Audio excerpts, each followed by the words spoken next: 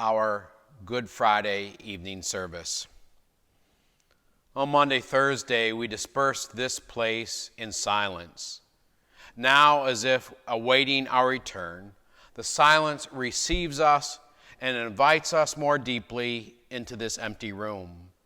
The unfolding of the story, the widening hour, and of course, the mystery of faith. In the first century after Christ's death and resurrection, Good Friday was a day of preparation and fasting for Easter. Over time, Friday began to have its own liturgical significance. Two of the earliest components of Good Friday liturgy in the 3rd and 4th centuries were the reading of the Passion narrative and the veneration of giving reverence to the cross. Tonight, our liturgy begins with Psalm 22, which Jesus quoted while hanging on the cross. We hear the Passion narrative according to John, which proclaims Jesus as a triumphant king who reigns even from the cross. This is involved in our Tenebrae service tonight, Tenebrae meaning shadows and darkness in Latin. We will hear different readings from the Gospel of John as the candles are extinguished, signifying the dying hours and moments of Christ. We are then left to recall the time when Jesus was placed in the tomb.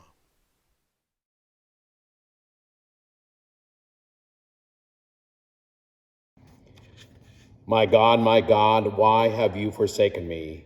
Why so far from saving me, so far from the words of my groaning? My God, I cry out by day, but you do not answer, by night, but I find no rest. Yet you are the Holy One, enthroned on the praises of Israel. Our ancestors put their trust in you. They trusted, and you rescued them. My God, why have you forsaken me? They cried out to you and were delivered. They trusted in you and were not put to shame. But as for me, I am a worm and not human, scorned by all and despised by the people. All who see me laugh me to scorn. They curl their lips. They shake their heads. Trust in the Lord. Let the Lord deliver. Let God rescue him if God so delights in him. My God, why have you forsaken me? Yet you are the one who drew me forth from the womb and kept me safe on my mother's breast.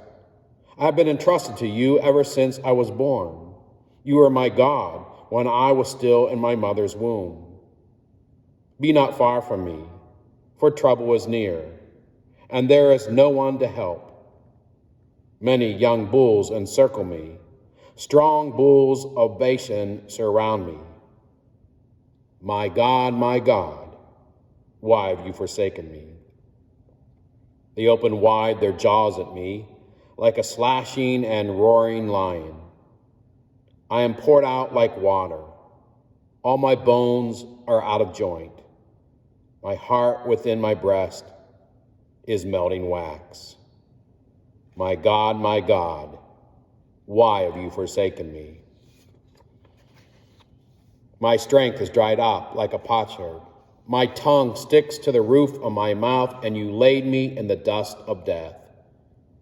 Packs of dogs close me in. A band of evildoers circles around me. They pierce my hands and my feet. My God, why have you forsaken me? I can count all my bones while they stare at me and gloat.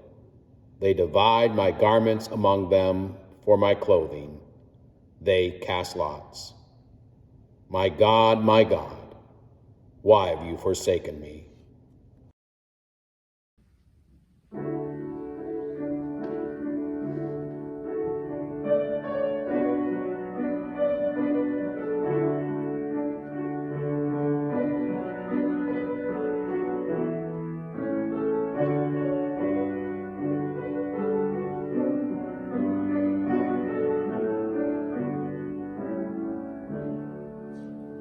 Your only Son, no sin to hide, but you have sent him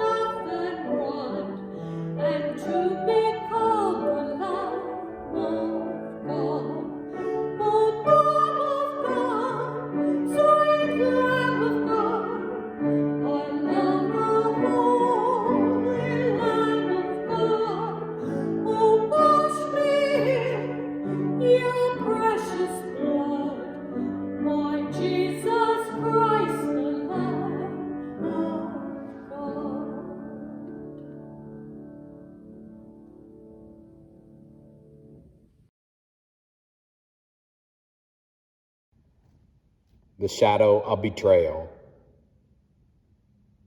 After saying this, Jesus was troubled in spirit and declared, "Very truly I tell you, one of you will betray me." The disciples looked at one another, uncertain of whom he was speaking. One of his disciples, the one whom Jesus loved, was reclining next to him. Simon Peter therefore motioned to him to ask Jesus of whom he was speaking. So while reclining next to Jesus, he asked him, "Lord, is it I?" Jesus answered, "It is the one to whom I give this piece of bread when I have dipped it in the dish." So when he had dipped the piece of bread, he gave it to Judas, son of Simon Iscariot. After he received the piece of bread, Satan entered into him. Jesus said to him, "Do quickly what you are going to do." Now no one at table knew why he had said this to him. Some thought that because Judas had the common purse, Jesus was telling him, "Buy what we need for the festival," or that he should give something to the poor. So after receiving the piece of bread, he immediately went out, and it was night.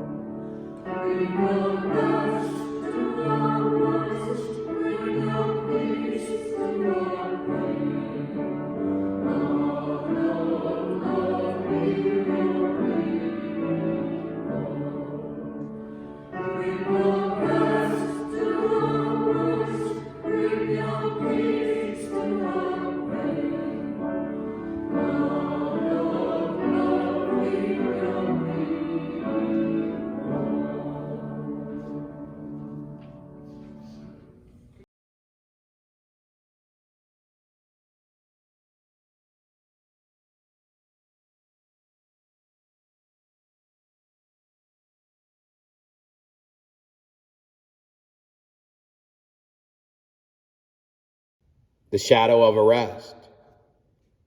After Jesus had spoken these words, he went out with his disciples across the Kidron Valley to a place where there was a garden, which he and his disciples entered. Now Judas, who betrayed him, also knew the place, because Jesus often met there with his disciples. So Judas brought a detachment of soldiers together with police from the chief priests and the Pharisees, and they came with lanterns and torches and weapons. Then Jesus, knowing all that was to happen to him, came forward and asked them, "For whom are you looking?" They answered, "Jesus of Nazareth." Jesus replied, "I am he." Judas, who betrayed him, was standing with them. When Jesus said to them, "I am he," they stepped back and fell to the ground. Again he asked them, "For whom are you looking?"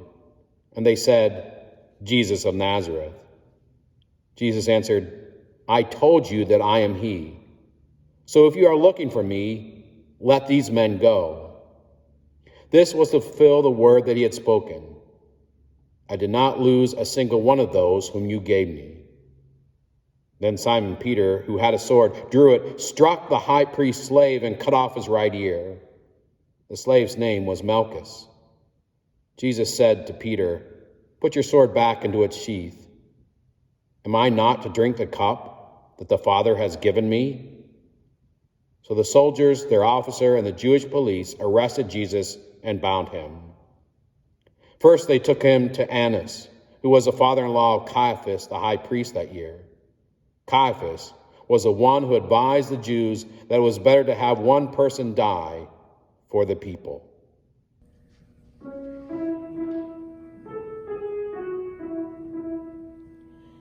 Heal us, Lord, and renew our lives.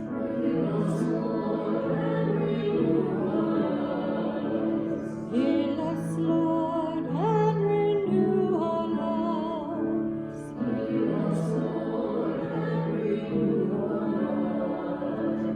Heal us, Lord, and renew our lives. Heal us, Lord, and renew our lives. Heal us, Lord, and renew our lives. Heal us, Lord, and renew our lives. Heal us, Lord, and renew our lives.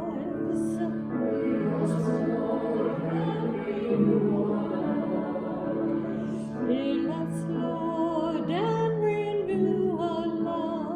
Heal us, Lord, and renew our lives. Heal us, Lord, and renew our lives. Heal us, Lord, and renew our lives. Heal us, Lord, and renew our lives. Heal us, Lord, and renew our lives.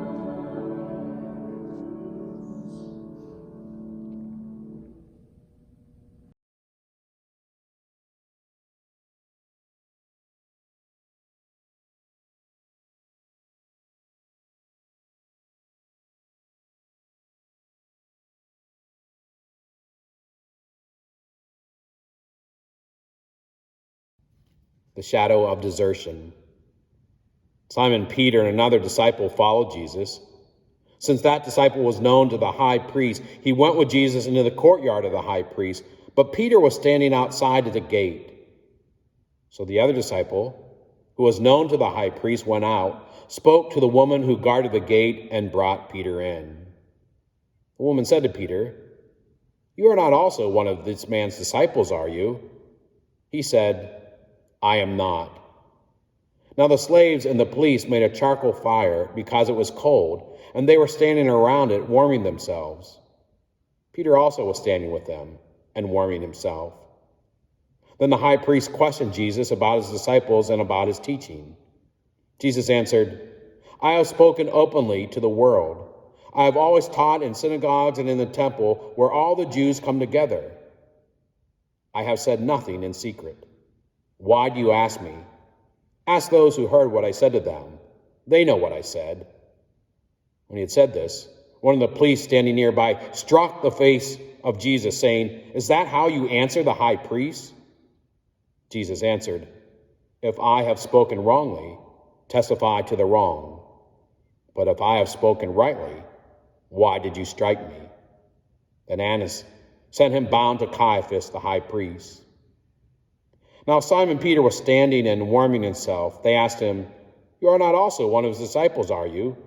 He denied it and said, "I am not." One of the slaves of the high priest, a relative of the man whose ear Peter had cut off, asked, "Did you not see him in the garden with him?" Again Peter denied it, and at that moment the cock crowed.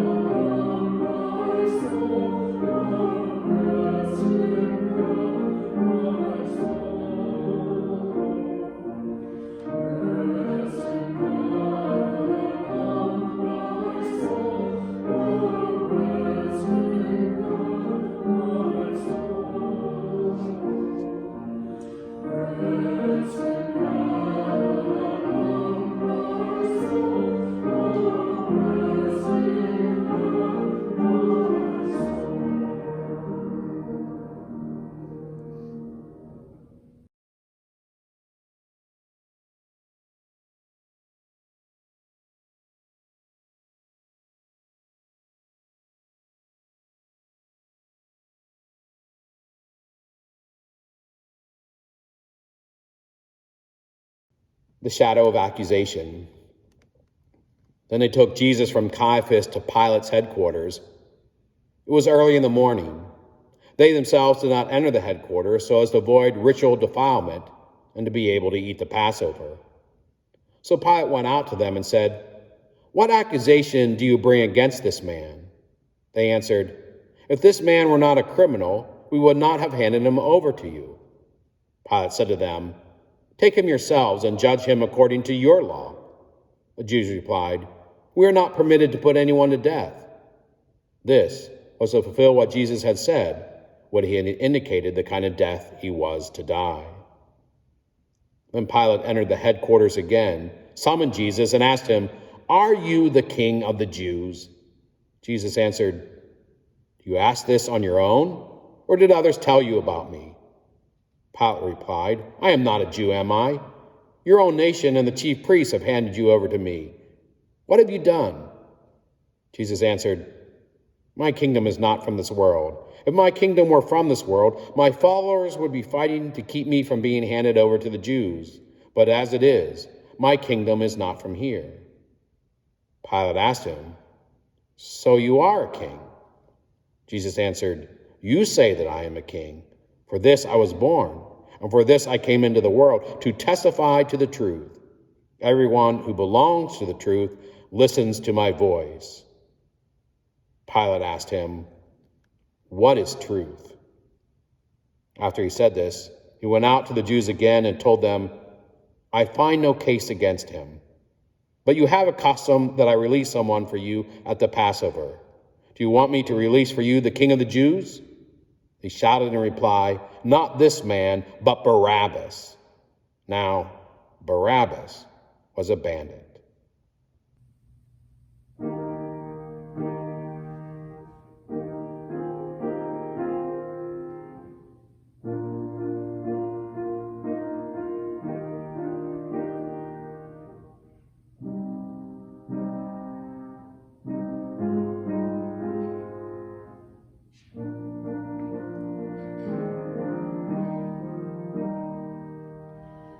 Jesus, remember me when you come into your kingdom. Jesus, remember me when you come into your kingdom. Jesus, remember me when you come into your kingdom. Jesus, remember me when you come into your kingdom. Jesus, remember me when you come into your kingdom. Jesus, remember me when you come into your kingdom. Jesus, remember me when you come into your kingdom. Jesus, remember me when you come into your kingdom.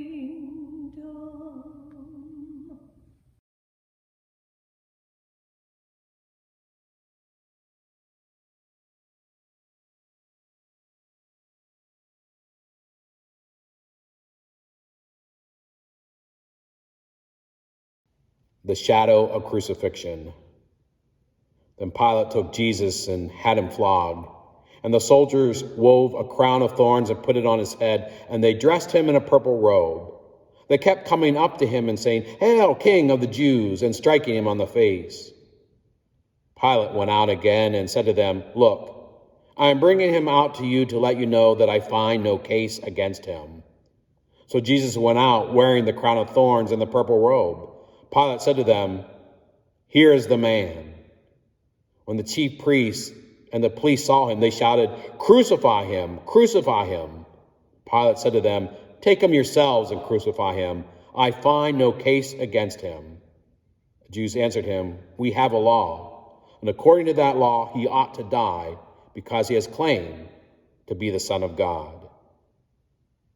Now when Pilate heard this, he was more afraid than ever. He entered his headquarters again and asked Jesus, "Where are you from?" But Jesus gave him no answer. Pilate therefore said to him, "Do you refuse to speak to me? Do you not know that I have the power to release you and the power to crucify you?" Jesus answered him, "You would have no power over me unless it had been given to you from above. Therefore the one who handed me over to you is guilty of a greater sin." From then on, Pilate tried to release him, but the Jews cried out, "If you release this man, you are no friend of the emperor. Everyone who claims to be a king sets himself against the emperor." When Pilate heard these words, he brought Jesus outside and sat on the judge's bench at a place called the Stone Pavement, or in Hebrew, Gabbatha. Now it was day of preparation for the Passover, and it was about noon. He said to Jesus, "Here is your king." They cried out, "Away with him! Away with him! Crucify him!" Pilate asked him, "Shall I crucify your king?" The chief priest answered, "We have no king but the emperor." Then he handed him over to be crucified. So they took Jesus, and carrying the cross by himself, he went out to what is called the place of the skull, which in Hebrew is called Golgotha.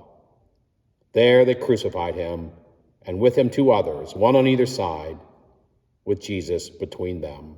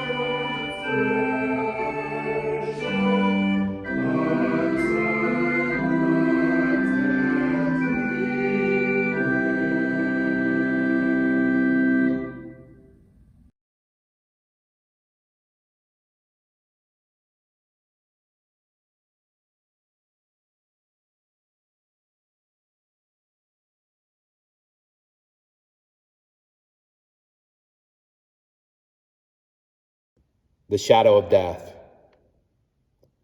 Pilate also had an inscription written out and put on the cross. It read, "Jesus of Nazareth, the King of the Jews."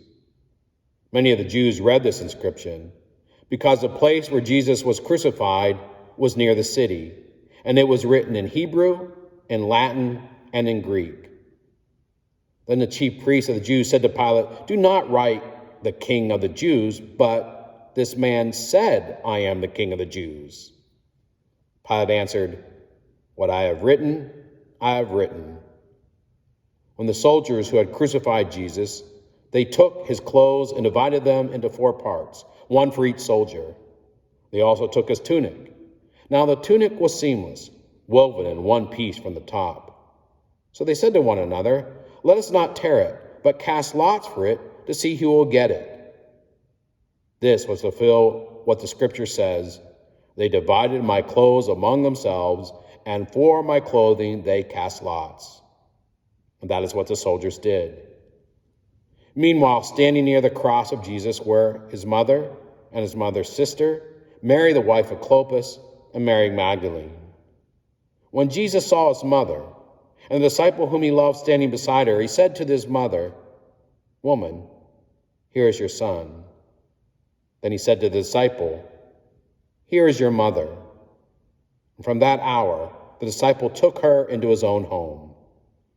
After this, when Jesus knew that all was now finished, He said, in order to fulfill the scripture, "I am thirsty."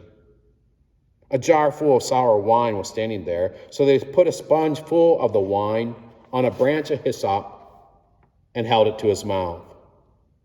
When Jesus received the wine, he said, "It is finished." Then he bowed his head and gave up his spirit.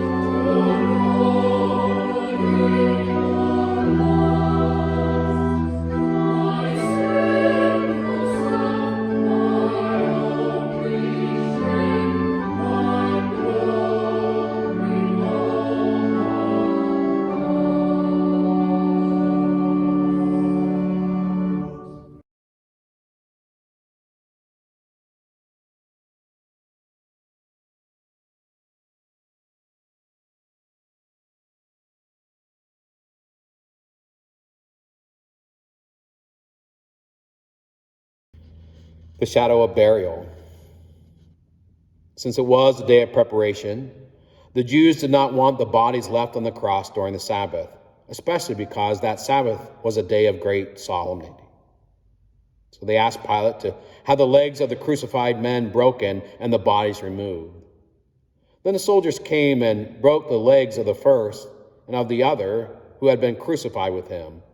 But when they came to Jesus and saw that he was already dead, they did not break his legs. Instead, one of the soldiers pierced his side with a spear, and at once blood and water came out. He who saw this has testified so that you may also believe. His testimony is true, and he knows that he tells the truth. These things occurred so that the scripture might be fulfilled. None of his bones shall be broken. And again, another passage of scripture says, they will look on the one whom they have pierced. After these things, Joseph of Arimathea, who was a disciple of Jesus, though a secret one because of his fear of the Jews, asked Pilate to let him take away the body of Jesus. Pilate gave him permission, so he came and removed his body. Nicodemus, who had at first come to Jesus by night, also came, bringing a mixture of myrrh and aloes, weighing about 100 pounds. They took the body of Jesus, wrapped it with the spices and linen cloths according to the burial custom of the Jews. Now there was a garden in the place where he was crucified, and in the garden there was a new tomb in which no one had ever been laid. And so, because it was a Jewish day of preparation, and the tomb was nearby, they laid Jesus there.